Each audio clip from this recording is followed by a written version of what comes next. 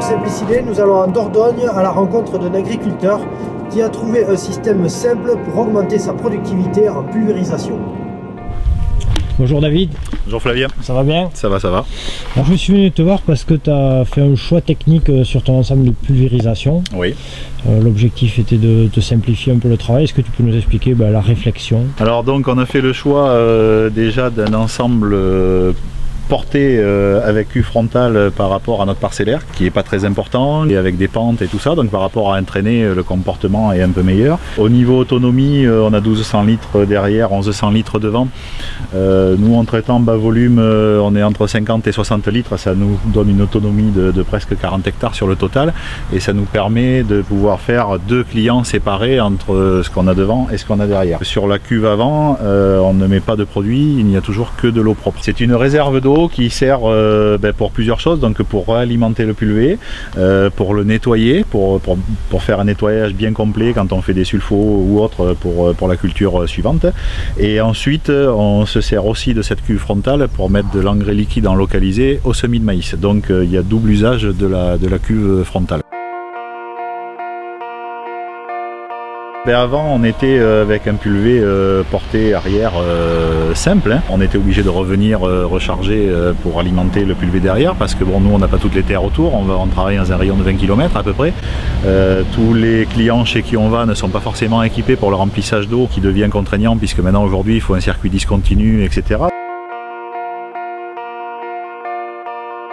Même s'il faut nettoyer l'extérieur avec la lance du pulvé extérieur, ça permet de le faire puisque voilà, on apporte toujours 300-400 litres d'eau de rab au moins pour permettre de le faire, qui est bien meilleur que l'autonomie de 150-160 litres qu'on peut trouver sur les pulvés de série, quoi. Donc quand on prépare un pulvé, on met notre produit à peu près à mi-remplissage de pulvé qui aspire toujours donc son eau propre devant, ce qui nous permet en même temps que d'aspirer l'eau propre, d'avaler le produit et de rincer les bidons toujours à l'eau claire avec une réserve suffisante. Le temps qui pompe 300-400 litres devant, on a largement le temps de rincer nos bidons derrière et tout pour qu'ils ne sont pas souillés quand on les pose, quoi, après.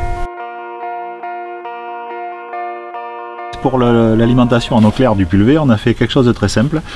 On a mis ce tuyau là qui vient de la cuve frontale qui avant sur cette même vanne prenait sur la cuve de rinçage d'origine. On a juste rajouté un clapet anti-retour pour éviter tout risque de pollution accidentelle de l'eau claire de la cuve par le produit.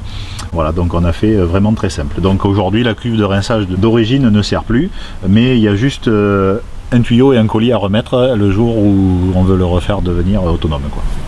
Sur la cuve frontale, on a rajouté ce coffre qui nous sert donc pour mettre quelques pièces de rechange au cas où on tombe en panne dans le champ. On a toujours quelques buses d'avance si on embouche une. On a une bombe d'air comprimé pour déboucher les buses. Nous avons aussi du savon lave-même où il y a la cuve de rinçage qui se situe ici, cuve de lave-même. Et nous avons toujours l'indispensable paire de gants à proximité aussi, avec une petite brosse à dents, etc.